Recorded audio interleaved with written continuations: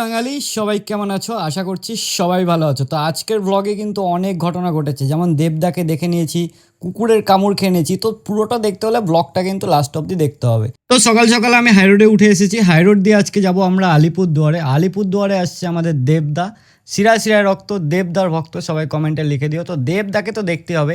এর আগেও দেবদাকে দেখেছি, রসিক বিলে এসেছিলো, তখন আমার গেঞ্জিতে আমি অটোগ্রাফও নিয়েছি। সেটা বড় কথা নয়, কিন্তু বড় কথা আমি দেবদাকে আজকে দেখতেই যাব।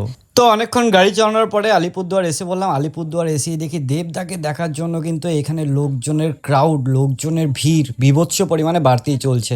সবাই কিন্তু এখানে দেবদার ফ্যান আছে, কেউ কেউ পার্টির তরফ থেকে আছে, কিন্তু বেশিরভাগই দেবদার ফ্যান কিন্তু এখানে ভর্তি। তো এই যে আমাদের দেবদা, যারা যারা দেবদার ফ্যান আছো অবশ্যই কিন্তু কমেন্ট করে দিও। দেবদাকে দেখে সামনাসামনি অনেকদিন পরে ভালোই লাগছে। তো দেবদাকে দেখার জন্য কিন্তু এখানে বীভৎস বীভৎস ভিড় লেগে গেছিলো। এমনকি লোক বিল্ডিংয়ের উপর থেকেও দেখা বন্ধ করেনি। আলিপুরদুয়ারে দেবদাকে দেখার জন্য আজকে সত্যি খুব ক্রাউড। এত ক্রাউড যে দেবদা নিজে পর্যন্ত ওখানে ঘামে ভিজে গেছে, দেখতে পারছো। এতটাই গরম ছিল ক্রাউডের জন্য।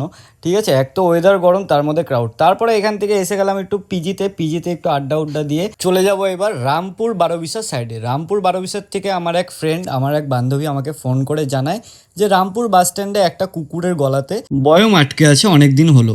তো সেই বয়মটা খুলে যেতেই আমি চলে যাব আজকে রামপুর বারোবিশায়। তো এই যে বারোবিশা টাউনে এসেই গেলাম। বারোবিশা টাউনে ঢুকে এখানে মায়ের দর্শন করে নিলাম। মায়ের দর্শন করে এবার আমরা জোড়াই হয়ে রামপুরের উদ্দেশ্যে চলে যাব। তো এই যে রামপুর বাজারে এসে গেলাম। রামপুর বাজারে এসে দেখি এই বাচ্চাটার গলায়, রামপুর বাস স্ট্যান্ড এরিয়াতে এই বাচ্চাটার গলায় বয়ম আটকে আছে 1 মাস নাগাদ। তো 1 মাস ধরে বয়মটা আটকে থাকার জন্য বাচ্চাটা খুবই নাজেহাল হয়ে আছে। তো অনেক কষ্টের পরে বাচ্চাটাকে আমি ধরে নিলাম।